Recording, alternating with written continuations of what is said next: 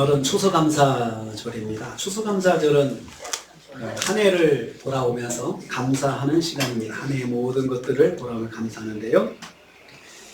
한 해를 인도하신 하나님께 영광과 감사를 돌립니다.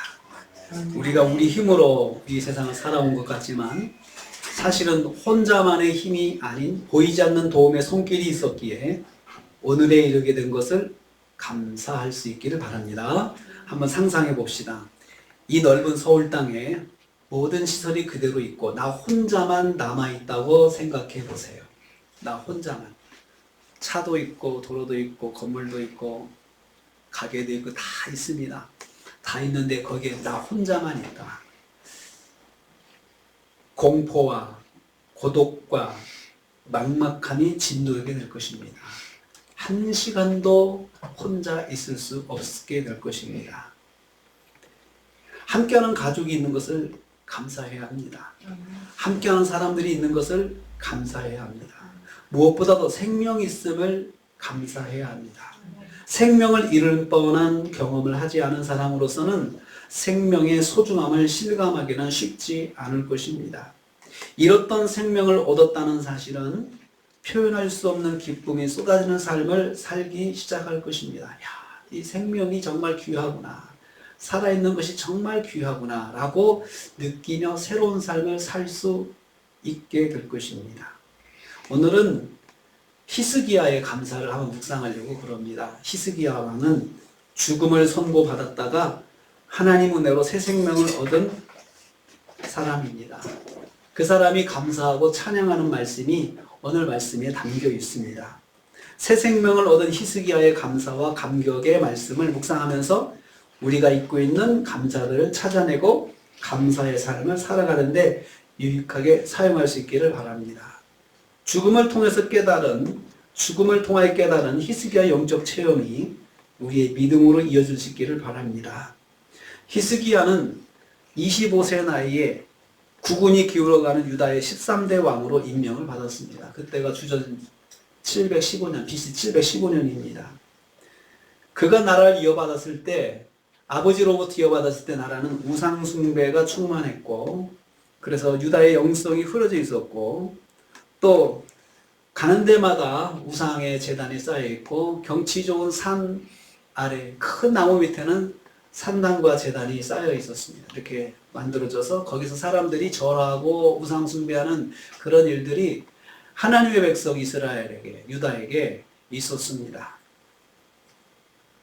그는 즉위 직후부터 성전을 정비하고 제단을 회복했습니다. 아버지와는 달리 이 히스기야는 아버지의 모습을 닮지 않고 하나님을 섬기는 삶을 살아야겠다고 결심을 했습니다. 그래서 그가 그 성전을 다시 정비하고 사람들이 성전을 그냥 방치했습니다. 방치해서 성전에 일하는 사람들이 다 우상을 섬기는 쪽으로 전향을 한 거예요. 방향을 바꿔가지고 성전의 제사장들을 다 우상 섬기는 제단으로 다 데리고 가고 그래서 성전이 텅텅 비었습니다. 섬기는 사람들이 없게 되고 당연히 성전이 엉망이 되었죠. 심지어 성경책이 어디 있는지 하나님의 말씀 어디 있는지 제사장들조차도 잘 알지 못해가지고 구석에 탁 처박혀가지고 청소하다가 성경책을 발견해가지고 그 말씀을 비로소 읽게 됐다는 그런 기가 막힌 사연들도 있습니다. 히스기야는 그렇게 방치되었던 나라들을 다시 회복하기 위해서 그 영적으로 회복하기 위해서 성전을 정비하고 그다음 우상을 제거하고 산당을 다 제거했습니다. 전국 산에 있는 그런 유명한 산 그리고 큰 나무 밑에 제단들을 다 없애는 그런 종교 개혁을 단행했습니다. 우리가 하나님의 백성으로서 이렇게 하면 안 된다라고 생각을 했습니다. 그리고 북이스라엘 사람들을 초청해서 유월절을 또 지켰습니다. 유월절이 없어졌는데 유월절이 이스라엘 백성들이 구원받은 날이잖아요. 출애굽한 날인데 그 날을 기념해가지고 유월절을 지키라고 말씀했는데 유월절도 없어졌습니다. 히스기야가 유월절을 다시 회복해가지고 북쪽 이스라엘 사람들까지 초청해가지고 같이 유월절 지키자 하고 큰 그 영적 부흥을 일으켰습니다.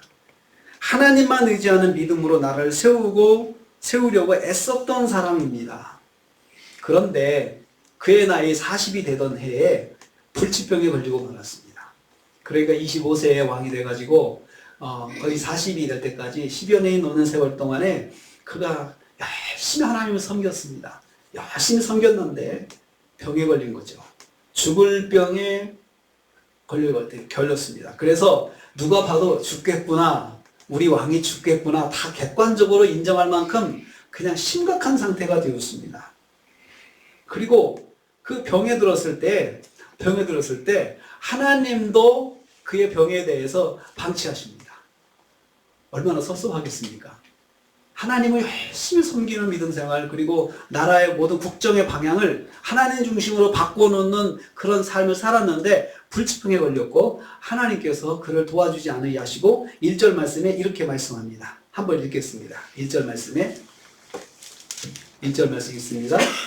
38장 1절 시작. 그때 히스기야가 병들어 죽게 되니 아모스의 아들 선지자 이사야가 나아가 그에게 이르되 여호와께서 이같이 말씀하시기를 너는 내 집에 유언하라 내가 죽고 살지 못하리라 하셨나이다 하니, 히스기야가 병들었다는 말을 들은 모든 사람들이 이제 히스기야는 죽을 거라고 단정을 했죠.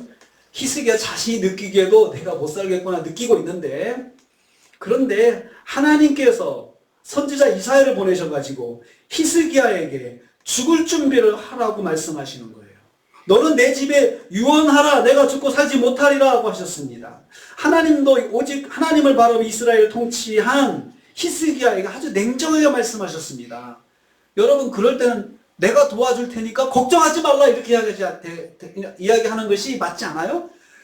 10여 년이 넘는 세월을 하나님을 위해 살아온 히스기야가 죽을 병에 걸렸다고 하면은 하나님께서 히스기야를 살려주셔야 되잖아요.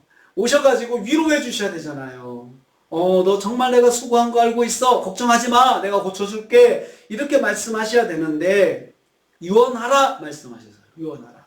여러분, 유언하라는 말은, 왕에게 유언하라는 말은 죽을 준비하라는 말인데, 이것은 실제적으로는 네 사후에 후계자 정해놓고 국정을 다 정비해놓고 이제 기다려 그 말이잖아요. 죽을 준비하라는 거잖아요. 후계자를 정해놓지 않고 네가 죽게 되면은 사후에 큰 전쟁이 일어날 거야. 자식들 간에 싸움이 일어나니까 네가 후계자 정해놓고 그렇게 하고 아예 이제 기다려 죽을 준비를 하라는 것이죠. 내가 죽을 것이라, 하나님께서 너무나도 비정한 말씀하세요. 네가 죽을 것이라 그렇게 말씀 안 하셔도 죽을 줄 아는데 너 죽을 것이라 하면 얼마나 낙심되겠습니까? 아픈 사람에게 그렇지 않아도 아픈지 아는데 너 아프다고 그러면서 비수를 꽂는 말을 하면 안 되겠죠? 정말 희망에 있는 말을 줘야 되는데 하나님께서 죽을 것이다 라고 말씀하셨습니다. 히스기야가 얼마나 기가 막혔을까요? 여러분, 히스기야가 얼마나 절망했을까요? 인간적으로 저는 절망이 됐을 거라 생각해요. 내가 하나님 위해서 살아온 세월이 얼만데 하나님께서 이렇게 나한테 말씀하실까? 내가 하나님께 헌신한 세월이 얼만데 얼마나 내가 하나님께 헌신하고 사랑했는데 내가 이런 말을 들어야 되나 낙심이 됐을 것입니다. 자신이 25세의 왕이 된 후에 오직 하나님 말씀에 합당하게 나라를 세워왔습니다.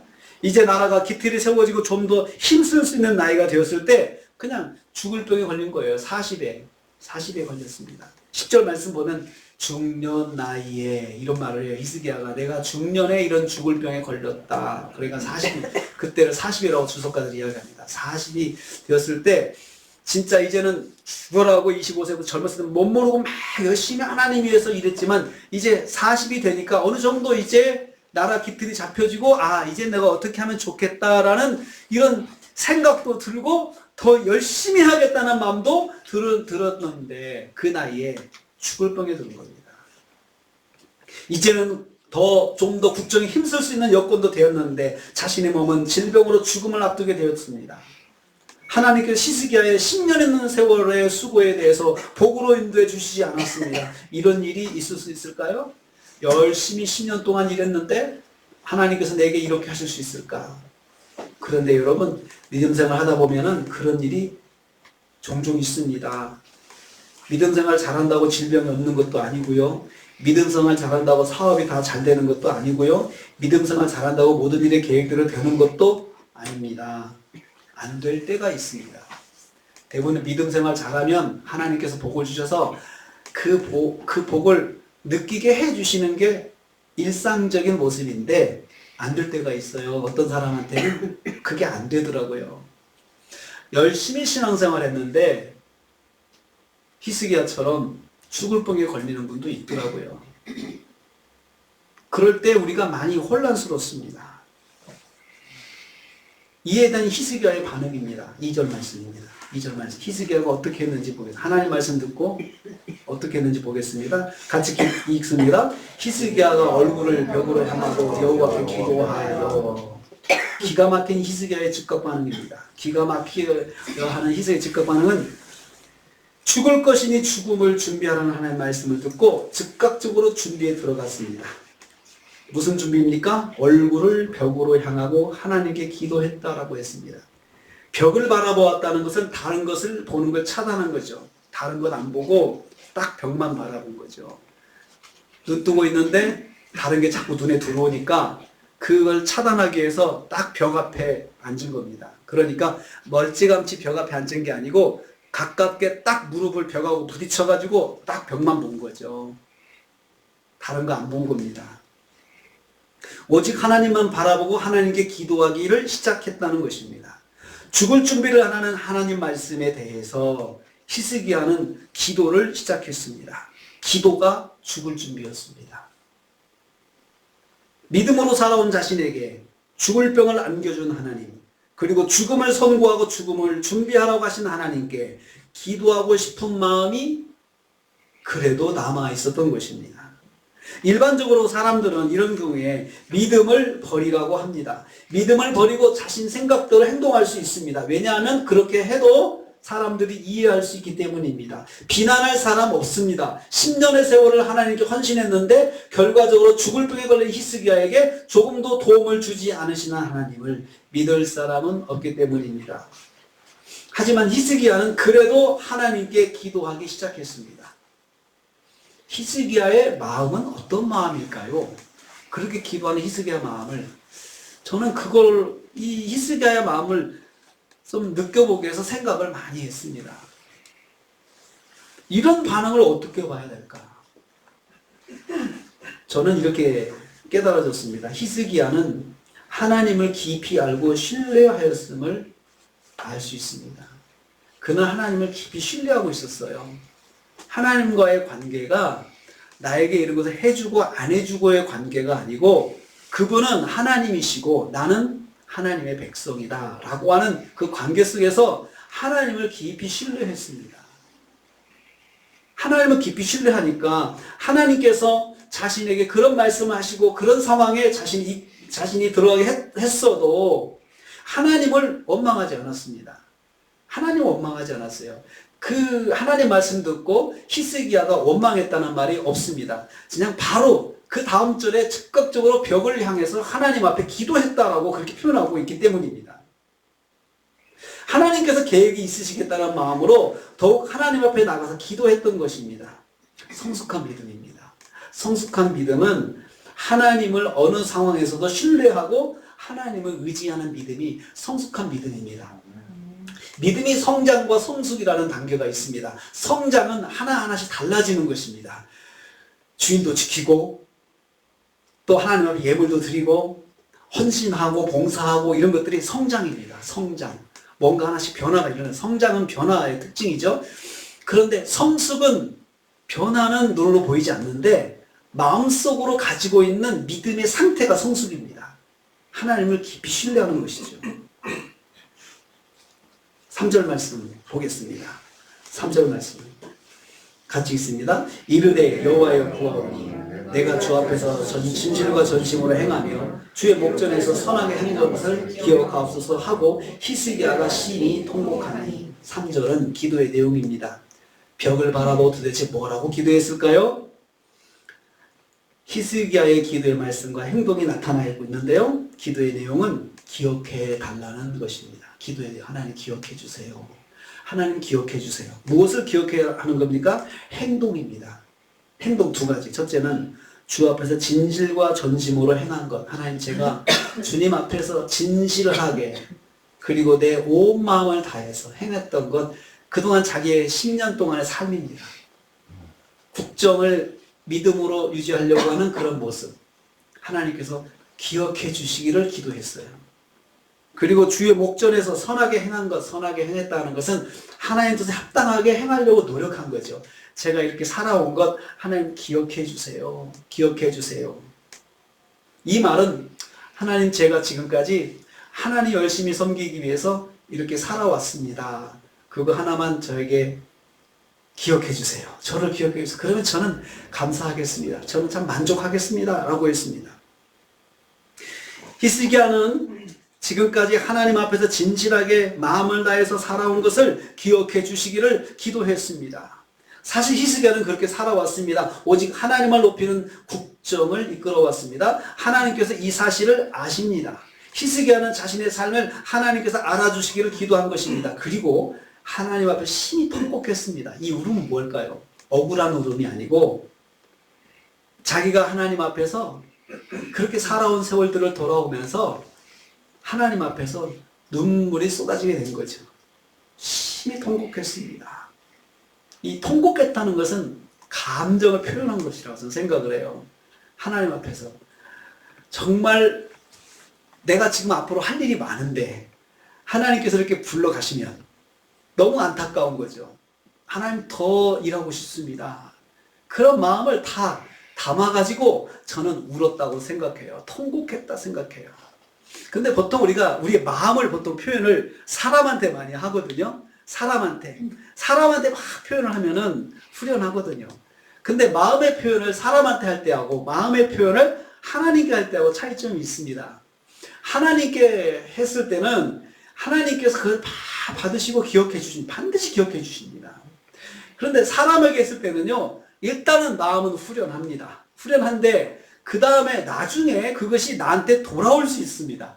나한테 어떤 관계 속에서 나한테 빚으로 돌아올 수 있습니다. 약점으로 돌아올 수가 있습니다. 그래서 정말 사람한테 내 마음을 토해놓고 이야기하는 사람은 정말로 나를 이해해주고 나의 모든 걸 다 받고 딱 입을 딱 함구할 사람, 아무 말도 안 해주고 그냥 받기만 해줄 사람한테 할 수 있으면 좋습니다. 하나님은 그런 분이십니다. 하나님은 나의 모든 것들을 내가 내 감정을 토했을 때 하나님께서 그걸 받으시고 첫째는 나를 비난하지 않으십니다. 너 말이야 믿음이 좋다면서 그렇게 말할 수 있어? 그렇게 말하지 않으세요. 그리고 너도 그런 말을 하는구나. 그런 말씀 안 하세요. 하나님은 그대로 받아주십니다. 히스기야가 여러분 이렇게 통곡했을 때 하나님께서 그 히스기야의 통곡에 대해서 평가했다는 말이 없습니다. 보통 사람들은 나의 통곡에 대해서 평가합니다. 좋은 의미도 평가가 있고 나쁜 의미의 평가도 있습니다. 사람들은 평가하기 마련입니다. 그리고 말을 안 하면 속으로 평가할 수도 있습니다. 그런데 하나님께서 히스기야의 통곡을 받으시고 그대로 침묵하십니다. 자신은 아직도 하나님께 할 일이 많은데 여기서 멈추라고 하시니 마음이 애통했을 것입니다. 이런 자신의 마음을 사람이 아닌 하나님 앞에 털어놓았습니다. 사랑하는 성도님들, 히스기야의 절박한 기도에 저는 몇 가지를 발견합니다. 첫째는 우리가 절박한 상황에 처했을 때 우리는 하나님만 바라보아야 한다는 것입니다. 히스기야는 외교력과 자신의 경력 또 자신의 권력을 의지해서 명의를 구할 수도 있었을 것입니다. 그의 외교력을 가지고 애굽에 있는 이집트의 명의를 부를 수 있습니다. 그 당시 역사적 기록에 의하면 이집트만 당시 그 사람을 수술하는 그 수술 기술 그 의료가 있었대요. 수술하는 의료 기술이 있었대요. 이집트가. 그래서 이집트는 사람의 피부를 가르고 수술했다는 그런 기록이 그 피라미드에 나와 있다고 합니다. 그러니까 이집트의 명의를 불러가지고 자기를 치료하고 싶은 마음도 있었을 것입니다. 그리고 그가 병들었다는 것 소문을 알면 가까운 나라들이 또 그에게 좋은 약도 보내주고 다 했을 것입니다. 그런데 그는 하나님만 바라보는 결정했습니다. 두 번째는요, 우리가 절박한 상황에 처했을 때 하나님께 헌신한 것을 하나님께서 알아주시기를 기도할 수 있다는 것입니다. 하나님 기도할 때 하나님 저 이렇게 살은 거 주님 기억해 주세요. 기억해 주세요. 그 말은 하나님 제가 이렇게 살아온 걸 봐서라도 저 좀 고쳐주세요. 사실 그 말의 간접적인 표현이라고 저는 생각을 합니다. 그런데 감히 하나님 앞에 너 죽을 거다라고 말씀하셨는데 그렇게 하나님 말씀하셨는데 그것을 뒤집어서 살려주세요 말을 할 수가 없는 거예요. 히스기야가. 그러니까 그냥 하나님 제가 이렇게 살아온 거 기억해 주세요 라고 그렇게 기도한 것입니다. 그렇다고 해서 히스기야의 삶이 100점짜리였냐? 아닙니다. 여러분 우리 모두는 어떤 부분에서는 뛰어나지만 어떤 부분은 약한 것이 있습니다. 여러분 믿음 생활도 그렇습니다. 내가 교회 봉사 열심히 하지만 어떤 부분은 약할 수가 있습니다. 내가 기도 잘하지만 또 봉사도 잘하지만 또 말씀 말씀도 잘하지만 어떤 부분에서는 내가 약점이 있을 수 있습니다. 그걸 다 자기가 잘했다는 것은 아닙니다. 그 중에서 하나님 제가 이렇게 살아온 거 기억해 주세요. 제가 100점짜리라 그런 말을 하는 것이 아니고 그래도 제가 하나님 앞에 노력한 거 있지 않습니까? 그것을 하나님 앞에 기도할 수 있다는 것입니다. 자신이 마음을 다해서 하나님을 위해 헌신한 것을 하나님께서 기억해 주시기를 기도할 수 있습니다. 내가 진심으로 하나님을 섬겼던 것들 하나님 앞에 말씀드릴 수 있습니다. 그건 자랑이 아닙니다. 자랑하는 것이 아니고 하나님께서 기억해 주시면 얼마나 좋을까요? 그거 보시고 저에게 은혜를 베풀어 달라는 것입니다. 사실 하나님께서는 우리의 어떤 믿음의 헌신 때문에 우리에게 은혜를 베풀어 주실 때가 있습니다. 물론 그것이 우리한테 조건은 아니죠. 그것 때문에 내가 하나님의 구원을 받아 그건 아니지만 내가 믿음으로 하나님을 섬겼던 것들에 대해서 하나님께서 기억해 주시기를 바라고 그것으로 제게 특별한 은혜 주시기를 구할 수도 있습니다. 세 번째는요. 절박한 상황에 처했을 때 우리의 감정을 하나님께 털어놓아야 된다는 거죠. 하나님께. 그게 제일 좋은 방법입니다. 하나님께 나가서 교회에 나가서 하나님께 밤새 기도하면서 하나님께 내 마음을 털어놓는 거예요. 하나님 제가 이랬습니다. 하나님 제 마음을 알아주세요. 라고 기도하면서 눈물로 히스기야는 울었다고 그랬습니다. 울면서 기도한 거죠. 통곡했다고 그랬습니다. 통곡은 다 모든 사람이 듣게 하는 거죠. 모든 사람이 듣도록 들어도 창피한 거 모르고 그냥 하나님 앞에 나가서 기도한 것입니다. 울고 또 울었습니다. 하나님 앞에서 우리의 마음을 다해서 울어도 됩니다. 하나님의 우리의 눈물을 받으시고 위로해 주시는 분이십니다. 히스기야는 하나님께 눈물을 보이고 하나님께서 히스기야의 눈물을 보시고 그의 눈물을 닦아 주셨습니다. 그래서 하나님은 히스기야의 기도를 받으시고 히스기야의 생명을 15년 연장시켜 주셨습니다. 5절 말씀입니다.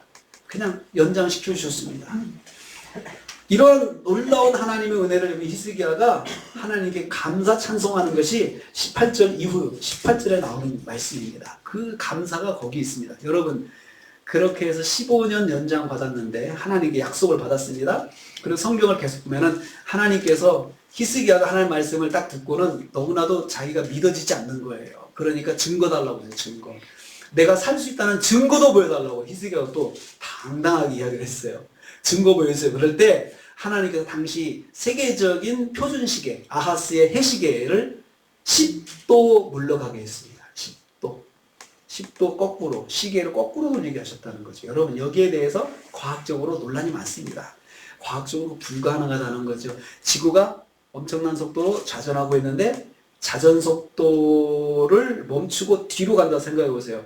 막 돌던 것을 거꾸로 하면은 거기에 고정되어 있던 것도 앞으로 몰리고 해가지고 지구의 기상이변, 해일 엄청난 사건들이 일어난다고 과학자들이 설명을 해요. 그런데 여러분 맞는 말이에요. 근데 생각해보세요. 하나님 거기까지 다 통제하시고 그렇게 하실 수 있다. 주석가들 이야기예요. 전능하신 하나님은 그렇게 하시지 않겠느냐? 그렇게 이제 해석들을 합니다. 어떻든 간에 히스기야가 하나님께 확실한 응답을 받았어요. 그러니 살았다는 이제 확신이 생기죠. 그러고 나니까 그 입에서 감사가 나왔습니다. 자, 우리의 말씀의 핵심은 이것입니다. 그의 감사가 뭘까? 히스기야의 감사는 뭘까? 한번 우리가 이제 묵상을 해보겠습니다. 18절입니다. 18절 말씀. 같이 읽습니다. 시작. 수월이 주께 감사하지 못하며 사망의 주를 찬양하지 못하며 구덩이에 들어간 자가 주의 신실을 바라지 못하되. 자, 여러분, 수월과 사망과 구덩이는 같은 동의어입니다. 수월, 사망, 구덩이는 같은 단어인데 뜻은 사망입니다. 사망이 주께 감사하지 못하고 사망이 주를 찬양하지 못하고 사망에 들어간 자가 주의 신실을 바라지 못한다. 사망이 주께 감사하지 못하고 사망이 주를 찬양하지 못하고 사망에 들어간 자가 주의 신실하심을 바라보지 못한다 라고 했습니다. 이것은 무슨 말입니까? 죽은 자는 감사할 수 없습니다. 죽은 자는 찬양할 수 없습니다. 죽은 자는 주님의 신실하심을 바랄 수도 없습니다. 감사와 찬송과 믿음은 살아있는 자의 것이라는 뜻입니다. 우리가 살아있다고 하는 것은 하나님 앞에 감사할 수 있고 찬양할 수 있다는 것입니다. 믿음을 가질 수 있다는 것입니다. 살아있어야 감사가 있고 살아있어야 찬송이 있고 살아있어야 주님의 신실하심을 의지하는 믿음이 있을 수 있습니다. 죽은 자는 그렇게 할 수가 없습니다. 믿음도 살아있을 때 믿음이고 감사도 살아있을 때 감사고 찬송도 살아있을 때 찬송이지 죽은 뒤는 아무 의미가 없다는 것입니다. 여기서 죽은 자는 영적인 죽음을 말합니다. 영적인 죽음은 사망도 영적인 사망입니다. 영적으로 죽은 자는 하나님께 무반응입니다. 여러분, 죽은 자의 특징, 반응이 없다는 거죠. 그래서 죽어있는 나폴레옹보다 살아있는 똥개가 무섭다고 그랬습니다. 나폴레옹이 아무리 그 위험 있고 그가 그 참 큰 일을 했다 하더라도 죽으면 아무 의미가 없습니다. 아무 사람도 나폴레옹을 무서워할 사람 없습니다. 그런데 차라리 죽은 앞에서 짖고 있는 강아지가 무섭다는 것입니다. 죽으면 아무 의미가 없다는 것입니다. 죽은 자는 반응이 없기 때문에 무섭지가 않습니다. 영적으로 죽은 자는 하나님께 감사할 수 없습니다. 하나님께 찬송도 할 수 없습니다. 하나님의 신실하심에 대한 믿음도 없습니다. 하지만 산 자는 하나님을 향한 영적인 반응이 있습니다. 감사할 수 있고 찬송할 수 있고 믿음이 있습니다. 사랑하는 성도 여러분, 여러분은 영적으로 하나님을 향해서 감사와 찬송과 믿음이 있습니까? 살아있는 심령임을 축복합니다. 19절 있습니다. 19절 말씀 시작. 오직 산자는 오늘 내가 하는 것과 같이 주께 감사하며 주의 신실을 아버지가 그의 자녀에게 알게 하리이다. 오직 산자는 주께 감사한다고 했습니다. 18절의 반대 말씀입니다. 죽은 자는 감사할 수 없지만 산자는 주께 감사한다라고 했습니다. 영적으로 살아있는 자는 창조주 하나님께 감사한다는 말씀입니다. 히스기야는 자신이 자신이 하는 것처럼 하나님께 감사한다고 했습니다. 자신이 얼마나 하나님께 감사하고 있는지 간증하고 있습니다. 지금 여기서 감사한다는 말은 히브리어 야다라는 말을 쓰는데요. 이 야다라는 말은 소리내어 찬송하다는 뜻입니다. 그러니까 소리내어 찬송한다 또는 감사한다 두 가지로 번역을 하고 있습니다. 소리내어 하나님을 높이는 것이 하나님께 감사하는 것이라는 뜻입니다. 하나님이 어떤 분이신지 소리를 내서 하나님 위대하십니다. 이렇게 말하면 그게 감사하는 것이에요. 근데 사실은 그게 찬양입니다. 히스기야는 죽음에 이르는 질병을 겪다가 새 생명을 얻은 자로서 하나님을 소리 높여 찬송하고 있습니다. 하나님이 어떤 분이신지 알도록 큰 소리로 전하고 있습니다. 감사는 문자적으로 감사합니다 표현하는 것이 감사합니다. 동시에 하나님께 감사하는 것은 하나님의 이름을 소리 높여 찬송하고 알리는 것입니다.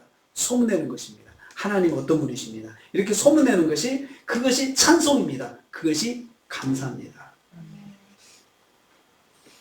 죽음에서 새 생명을 얻은 히스기야의 감사는 바로 이것입니다. 하나님이 자신을 살리셨음을 사람들이 듣도록 하나님을 널리 알리는 것이었습니다.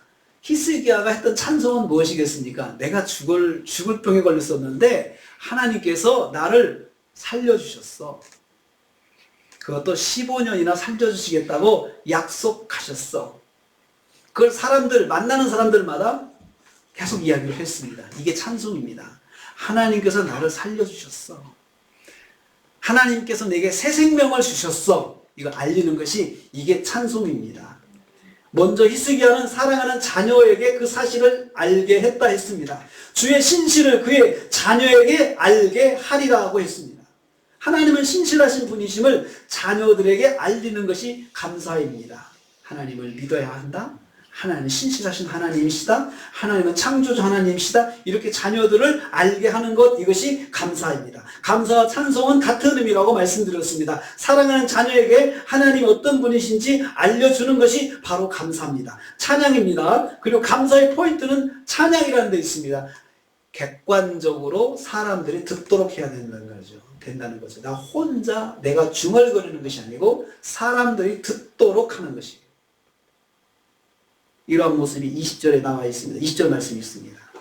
20절 말씀 같이 읽습니다. 여호와께서 나를 구원하시리니 우리가 종일토록 여호와의 전에서 수금으로 나의 노래를 노래하리로다. 하나님의 구원을 경험한 히스기야가 자신의 체험을 담은 노래를 사람들 앞에서 노래할 것이라고 했습니다. 히스기야가 경험한 하나님의 구원은 바로 죽을 병에서 새 생명을 얻은 체험이라고 말합니다. 자신이 체험한 사실을 토대로 하나님이 얼마나 신실하신 분이신지 찬양하자는 것입니다. 신실하심은 약속하신 대로 이루시는 것을 말합니다. 말씀하셨는데 그대로 됐다는 거죠. 죽음의 질병에서 15년을 살게 하신다는 약속을 누가 할 수 있겠습니까? 하나님이 하셨다는 거죠.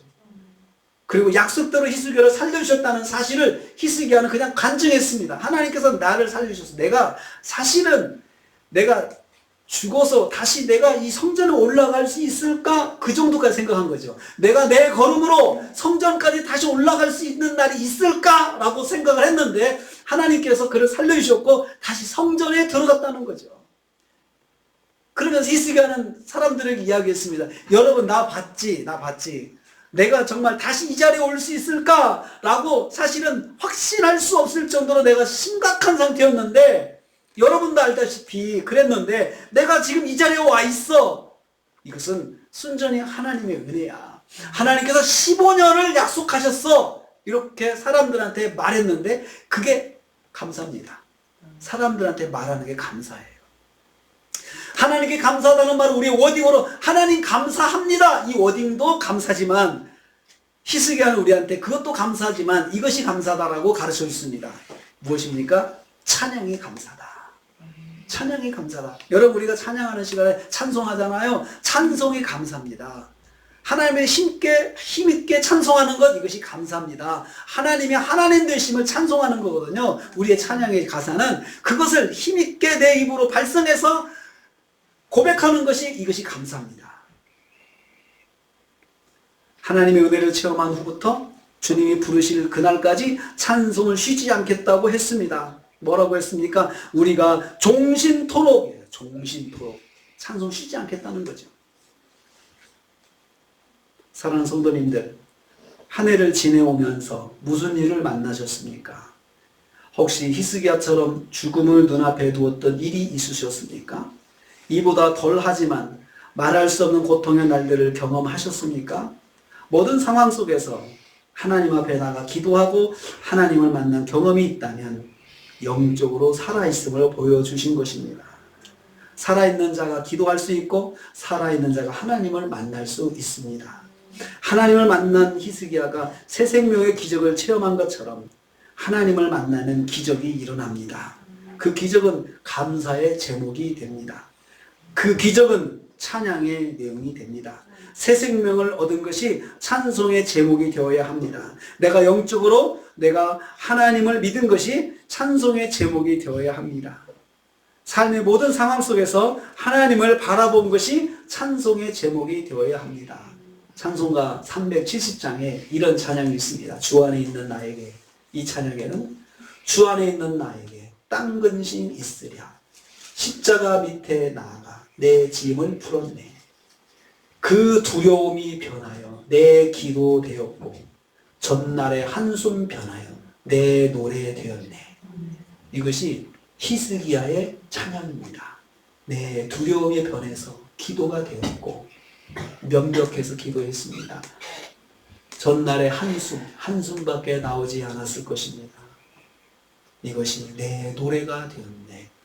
하나님을 만나면 기적이 일어납니다. 하나님 안에 기적이 있습니다. 아멘. 기적은 모두에게 일어나는 사건이지만 특별히 하나님을 이렇게 믿는 사람에게는 기적이 있습니다. 이것이 신앙생활의 묘미입니다. 신앙생활에서 기적을 체험하지 못하는 신앙생활이 있다면 물론 그래도 나는 기적 없이도 천국 갈 수 있다라고 생각할 수 있죠. 그렇지만 기적을 기대하지 않는 신앙생활이라면 우리의 믿음이 역동적일 수가 없습니다. 감사와 찬송은 근심에 강해서 하나님을 만난 성도의 고백입니다. 고통에 강해서 하나님을 만난 성도의 고백입니다. 걱정, 근심이 와도 살아있는 성도는 하나님 앞에 나가 하나님을 만나고 새 은혜를 입고 살아갑니다. 근심이 변하여 찬송에 된 사람들, 바로 이 사람들이 하나님의 사람들입니다. 아멘. 기도하겠습니다. 사랑의 주님, 오늘 감사 주일에 히스기야의 감사를 묵상했습니다. 죽음의 상황에서 하나님을 만나 새 생명 얻은 히스기야의 감사는 찬송이었습니다. 여생을 신실하신 하나님을 찬송하며 살겠다고 결단했습니다. 우리도 무슨 일을 만나든지 하나님 앞으로 나아가 신실하신 하나님을 체험하고 하나님을 일생 동안 찬양하는 삶을 살게 하옵소서. 그래서 감사가 감사를 낳고 감사 위에 감사가 넘치는 삶을 살게 하여 주옵소서. 예수님의 이름으로 기도하옵나이다. 아멘.